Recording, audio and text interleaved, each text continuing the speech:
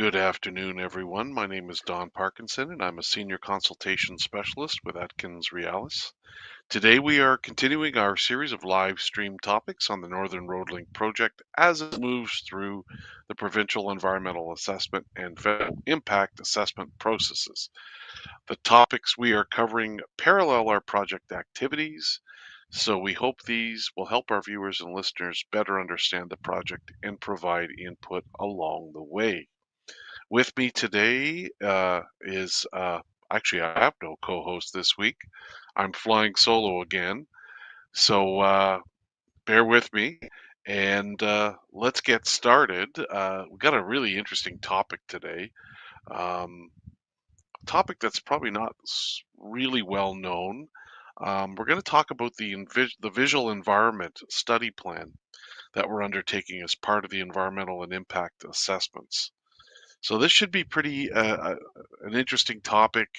Um, Visual environment is something that's historically hasn't really been um, thought of as a critical part of an environmental assessment, or hasn't even been in environmental assessments up until not that long ago. And it's rapidly evolving with technology as well too. So it makes it kind of an interesting topic of discussion. But as we usually do, we're going to do a quick run through of what we're going to talk about today.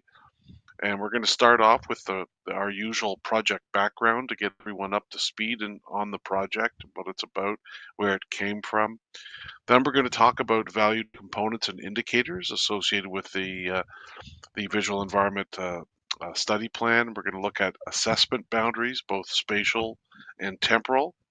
We're going to look at data sources, data collection activities, both field and desktop data collection activities, modeling, and then identification of residual effects. We'll wrap things up today. So, with that, let's do a little background on the project. The proposed Northern Road Link um, sits on Treaty 9 land, and it would connect the Ring of Fire mineral deposits to the all-season highway network or provincial highway network through a connection with the Martin Falls Community Access Road, which is another planned all-season road undergoing an environmental assessment and federal impact assessment as well. And at the same time, it would provide an opportunity for Webequie First Nation to the north to connect to this provincial highway network. And I'll get into a description of how everything all fits together in a couple of minutes. Again, I mentioned that this project is subject to the Environmental Assessment Act, which is provincial, and the Federal Impact Assessment Act.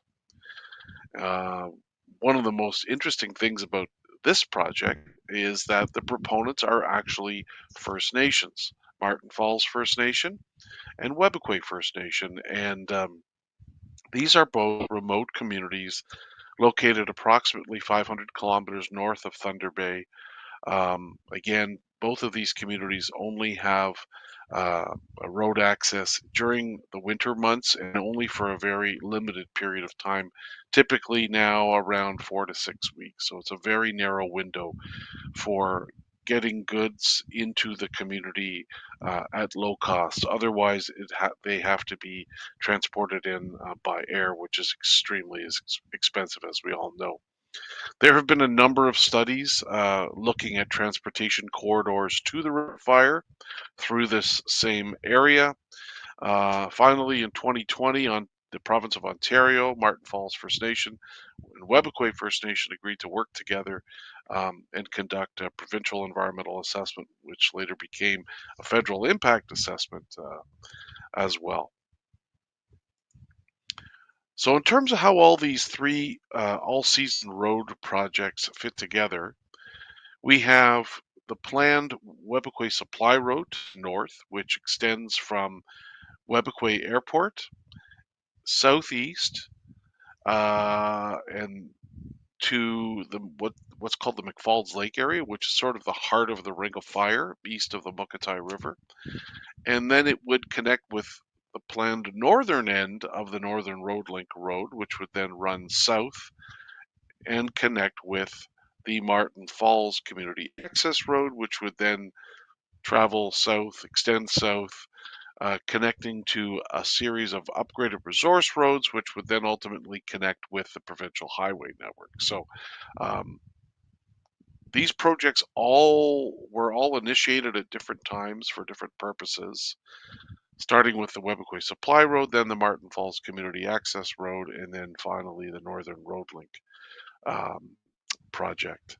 And in terms of the Northern Road Link project, its ultimate objective is to enable economic activity by facilitating the transport of goods, services, and resources. In terms of the project itself, it is more than just the two-lane road. There are other infrastructure elements associated with it. Um, so the road itself will be anywhere from 117 kilometers to 164 kilometers in length, with a 100-meter right of way. There would be numerous water crossings, as you can imagine, given where it is, but one major crossing, that being of the Attawapiskat River, and that crossing is over 200 meters. Now, in terms of ancillary infrastructure, which is additional infrastructure, both temporary and permanent, that is there to support the actual road, whether it's construction or operation of the road, there would be temporary storage and laydown areas for materials and equipment. These are typically associated with construction camps, which are, of course, temporary during the construction phase of the project. There would be maintenance facilities and yards. These would be permanent, associated with um, uh, continued maintenance of the road and operations of the road. And there would be access roads, and those access roads would typically be used to access locations where construction materials would be obtained. And what I mean by that is road base, so aggregate material, or from pits or quarries where the rock would be blasted and then processed into appropriate sizes to use for construction of the road. So these access roads would also have associated with them water crossings, right? They would have bridges or culverts, depending on the size of the crossing that is required. Um, and these access roads, they vary in length, but typically the pits and quarries are not right beside where the road is planned to be. It would be nice if they were, but they're typically not. So these access roads are actually part of the project footprint. Now, talking earlier about a range in length for the road between 117 and 164 kilometers. And the reason why we have a range, or we state a range, is that at the moment we're just in the process of finalizing the actual preferred corridor. And by corridor, I mean sort of a swath of land and water over which the road would sit. But the planning corridor is 2 kilometers in width to allow us some flexibility in terms of positioning the road exactly, because occasionally things come up that we weren't aware of before that might cause the need for a shift in the road. So having a 2 kilometer wide corridor gives us that flexibility.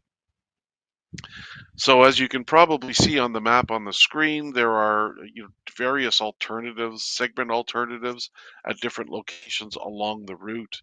And once these are selected, and I think this has almost been finalized, we will then have a fixed length for the road. So let's move now to the Visual Environment Study Plan, which is our topic for today. So we've talked before about valued components and indicators, and valued components are the things that we study and as part of the environmental assessment or impact assessments. And valued components are identified typically by Indigenous community members, by the general public, by technical experts, by stakeholders. Um, and so for this, for visual environment, for the visual environment study plan, in terms of valued components, we have a number. We have the visual environment component, but we have a number of what you call indicators. So with these indicators, what an indicator is a way of measuring impacts.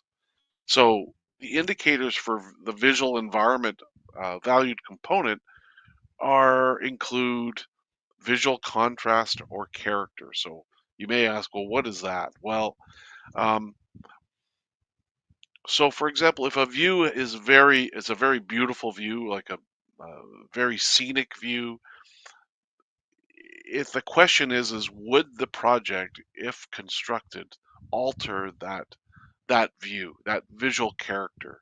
Would it make it less scenic, or how would it impact that? So that's what we're talking about when we're talking about visual contrast or character. Next, the next indicator is visibility. So when you introduce a new thing like a project, right? A new object on the landscape, if you want to call it that way. Um,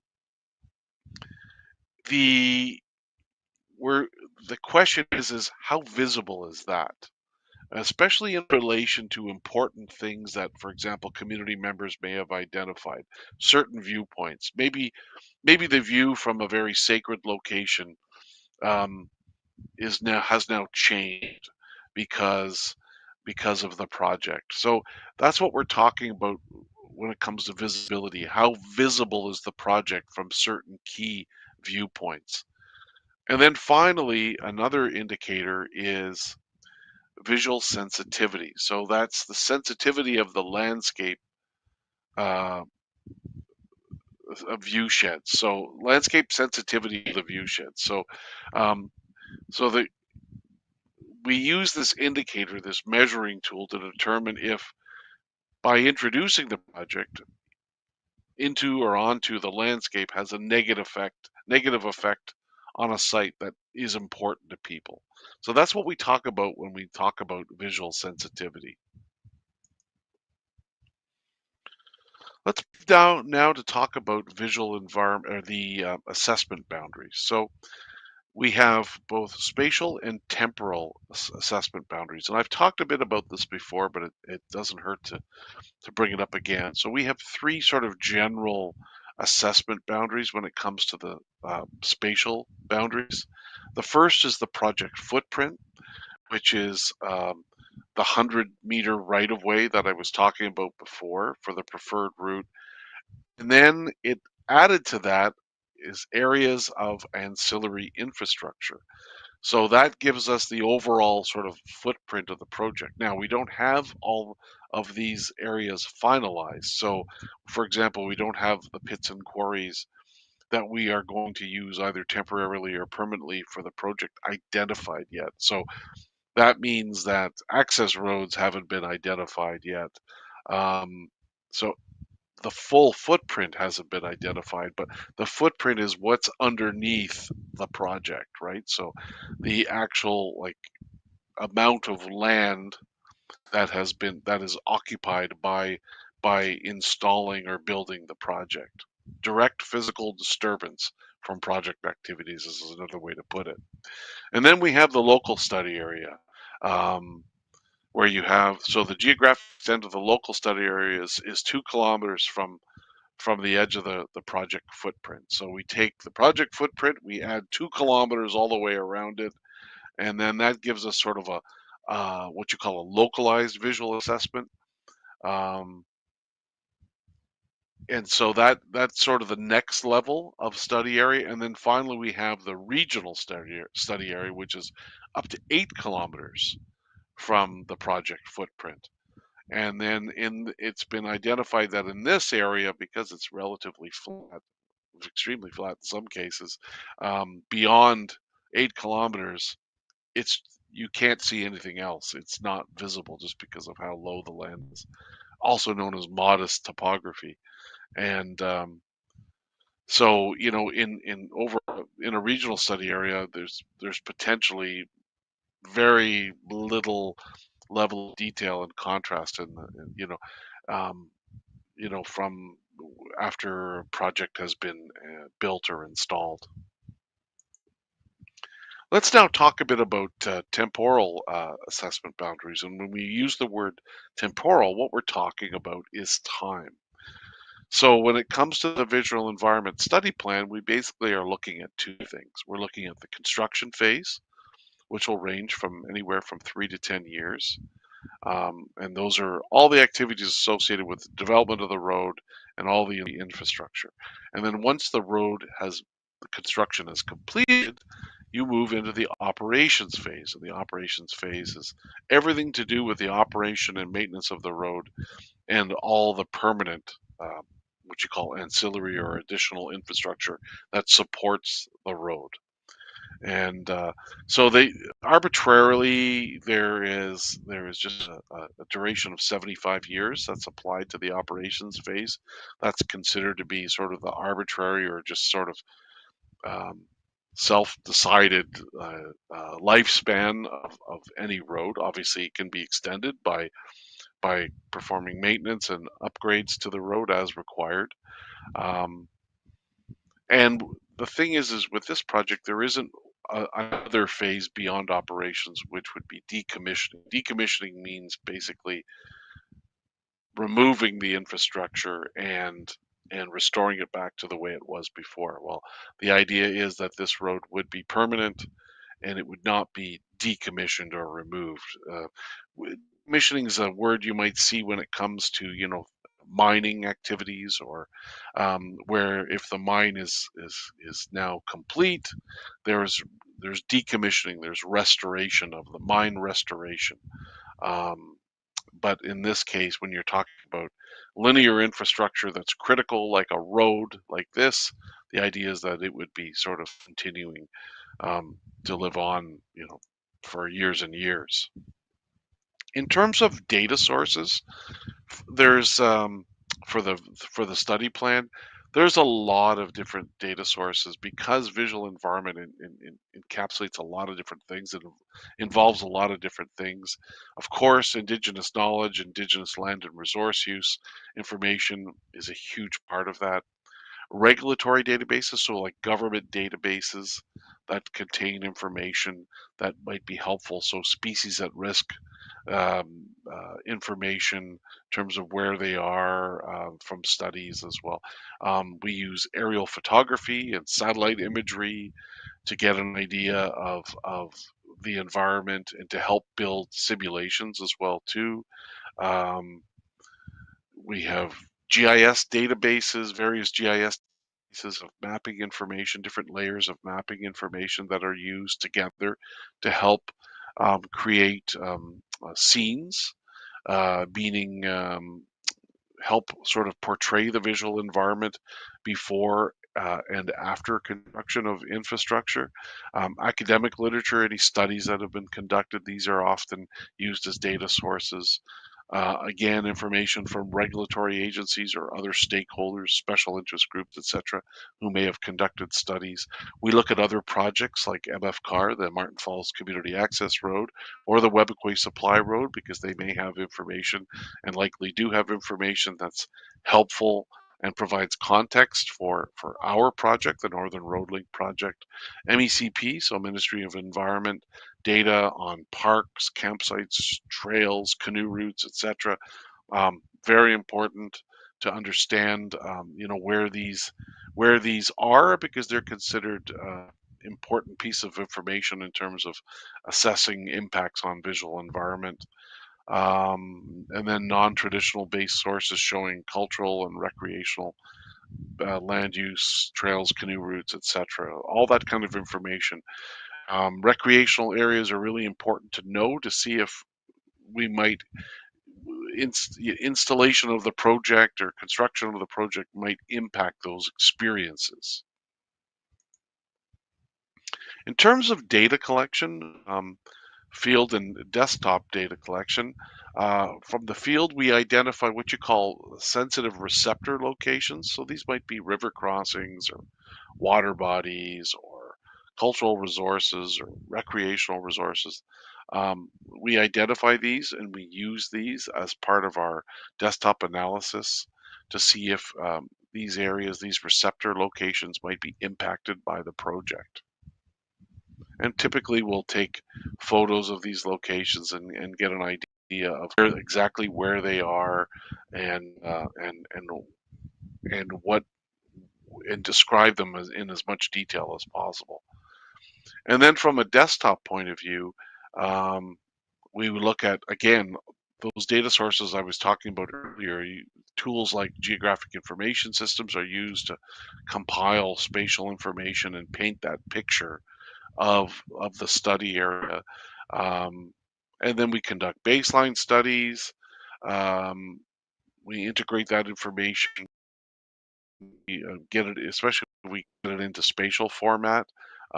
We integrate that information again to help paint that picture of the visual environment, existing conditions, and then we can project what, if we superimpose, for example, a bridge over a particular river, we can see what it will look like after construction of the bridge. We collect data from so this is more elevation data. It's called LiDAR. So uh, it's information that's collected through the use of lasers um, that are emit a that are sent from an aircraft, and they millions of these signals are sent, and the time it takes for the signal to bounce back is an indication of the elevation of the land at that particular point. So it allows us to get a very detailed picture of the elevation of the land, of the topography or elevation of the land, the shape of the land, the high areas and the low areas. And we also have other information like the natural resources and forestry provincial digital elevation model, which is at sort of a different scale.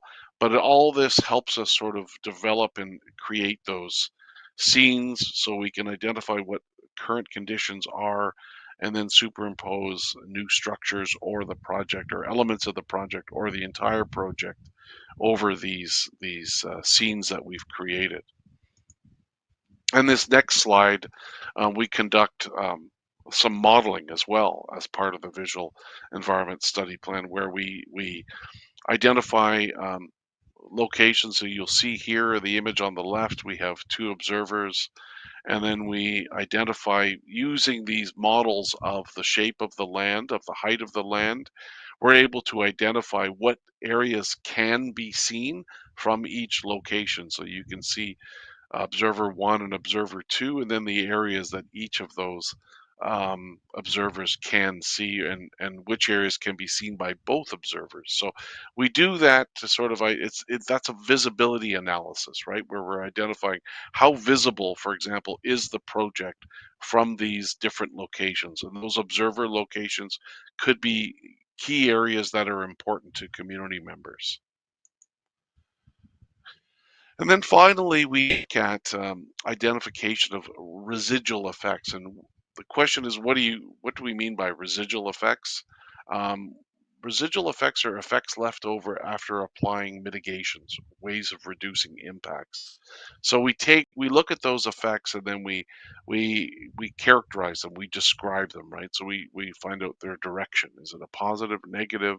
Um, Magnitude, how much, geographic extent, over what area is the effect? How long would the effect last for? How frequently is the effect, if that's the case?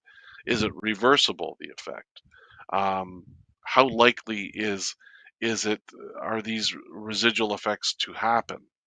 And then certainty, right? What level of confidence do we have that a residual effect, a leftover effect of the project could happen? So that's sort of it's an important thing because it helps us, really understand impacts, right? If these are the leftover effects, how significant are they? And then we start to describe them and understand them a little bit better. So um, lots to talk about when it comes to visual environment, that's for sure.